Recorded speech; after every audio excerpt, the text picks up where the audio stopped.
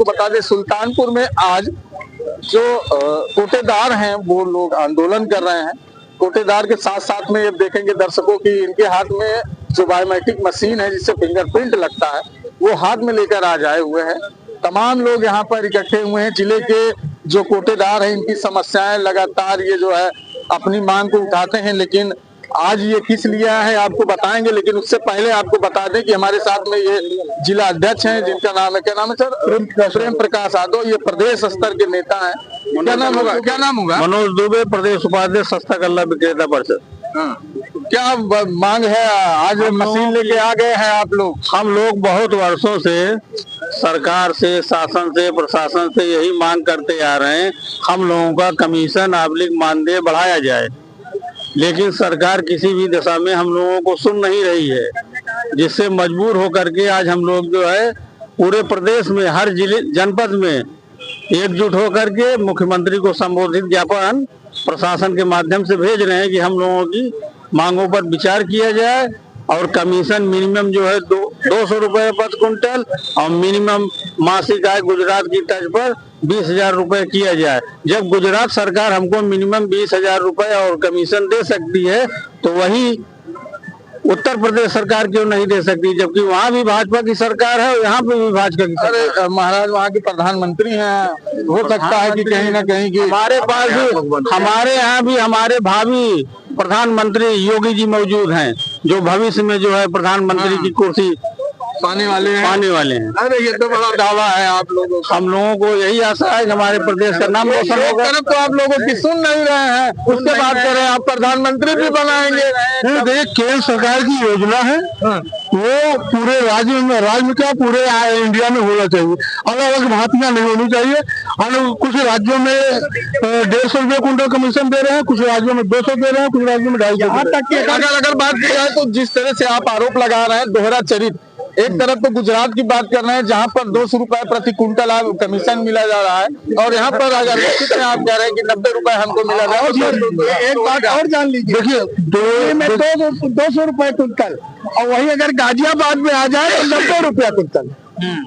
मात्र 55 किलोमीटर की दूरी। 55 किलोमीटर की दूरी नहीं, गोमती की दूरी है। गोमती नदी की दूरी है जी। गोमती है कि वो कौन सी नदी है? यमुना नदी उस पार दिल्ली और यमुना नदी इस पार जो है आपका नोएडा गाजियाबाद यूपी। अच्छा ये बताइए सर जी, लगातार आप मांग कर रहे हैं, आपकी बातें सुन नहीं रही है। अभी आपके अध्यक्ष जी ने बताया कि SIR जो फॉर्म भर रहा है उसमें भी आप सहयोग कर रहे हैं, न तो कोई ट्रेनिंग दी गई आप लोगों को। कार्ड हुआ और जितनी भी सरकारी योजनाएं हैं ग्रामीण से लेकर नगर तक, किसान सम्मान निधि हो गया, फार्मर रजिस्ट्री हो गई, एक भी पैसा सरकार नहीं दे रही है। और वही जो कर्मचारी काम नहीं कर रहे हैं, मिनिमम अगर वो फोर्थ क्लास का है तो उसको भी 40,000 और 45,000 वेतन दे रही है। तो भगवत पीछे कोई राज है हमको लगता है। भगवान, हम हिंदू हैं, हम सनातन हैं। बाबा जी के पास बहुत सारी समस्याएं प्रदेश में रही, तो लेकिन आपकी समस्या कहाँ सुनी जा रही भैया? सबसे बड़े मुद्दा तो ये है जो दोहरा चरित्र सरकार का यह बर्दाश्त नहीं किया जाएगा। हमारे उचित दर विक्रेता नहीं बर्दाश्त करेंगे। जो अन्य प्रदेशों में कमीशन है वही उत्तर प्रदेश में मिलना और नहीं तो एक से एक सनातन की बात कर रहे हैं। अभी आपने सनातन की बात की थी, तो सनातन में तो क्या हो सकता है? बाबा योगी जी जो है वो असहाय है सेंट्रल के आगे, स्टेट नहीं बढ़ा सकती। ये गवर्नमेंट सेंट्रल सारा पैसा सेंट्रल देता है हमको। अच्छा इससे पहले अगर कांग्रेस की बात की जाए कि कांग्रेस की परिस्थितियां जो थी इस समय जो मौजूदा सरकार है बीजेपी की सरकार है, तो उसमें फर्क क्या है? सर अध्यक्ष जी आप बताइए। देखिए जो भी योजनाएं हैं ये कांग्रेस सरकार ने दिया था, उसी पे भाजपा सरकार काम कर रही है। लेकिन महंगाई को देखते हुए हम लोगों का कमीशन बढ़ना चाहिए, इन्होंने कमीशन नहीं बढ़ाया। आंगनबाड़ी का कमीशन बढ़ गया, रोजगार सेवक का कमीशन बढ़ गया, उनका मानदेय बढ़ गया, लेकिन केवल मरीज जो है कोटेदार का कमीशन नहीं बढ़ा है। जबकि कोटेदार कोरोना काल में सरकार के साथ कंधा से कंधा मिला करके काम किया है। जहां पे लोग छूआछूत मनाते थे वहां कोटेदार हमारे जो है अंगूठा पकड़ करके अंगूठा लगाया और जो है जोधा जो है अन्य विभागों को जोधा घोषित किया गया, कोटेदार नहीं किया गया, आप लोगों को वंचित रख दिया गया। वंचित रख दिया। क्या कहेंगे, बड़ा बड़ा आरोप लगा रहे हैं। अभी आपने एक सवाल किया कांग्रेस के पीरियड की। कांग्रेस पीरियड में हमको इतना सामान मिलता था कि जितने का हम बोरा पा जाते थे, आज कुछ कमीशन और सब कुछ लेकर के मेरी कमाई नहीं हो रही है। तमाम सामान काट दिए गए, जैसे मिट्टी तेल गायब हो गया, चीनी गायब हो गई, अतिरिक्त बीपीएल गायब हो गया, बीपीएल गायब हो गया, एपीएल गायब हो गया। इन सब चीजों पे हमको जो सामान मिलता था उस पे हमको बोरा और कमीशन जो है वो 5 रुपए और 6 रुपए 12 रुपए में भी बहुत हो जाता था कांग्रेस सरकार में।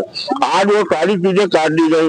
1 नेशन 1 कार्ड चल रहा है, 1 नेशन 1 कार्ड चल रहा है, तो 1 नेशन 1 कमीशन क्यों नहीं लागू? एक चीज एग्रीमेंट हमसे कराया गया है राशन बेचने का, हमसे आप आधार जमा करवाते हैं, हमसे आप केवाईसी कराते हैं, हमसे आप अनुसंधान बनवाते हैं, हमसे आप FIR करा रहे हैं, इसमें कुछ फायदा नहीं दे रही है। फायदा के नाम पे कुछ नहीं। कमीशन। अच्छा एक चीज, दूसरी चीज ये कि लोकतंत्र की पहली सीढ़ी पुलिस है और रिकॉर्ड अगर देखिएगा सबसे अच्छा काम जो है जन वितरण प्रणाली का है, और इसके बाद भी मेरे ऊपर तमाम दबाव है। जितनी योजनाएं लागू किया है योगी सरकार ने प्रेजेंट टाइम में, सिर्फ हमको चेक करते हैं। कभी उन्होंने डोर स्टेप डिलीवरी को आकस्मिक चेक नहीं किया, जबकि वहीं से शुरुआत होती है।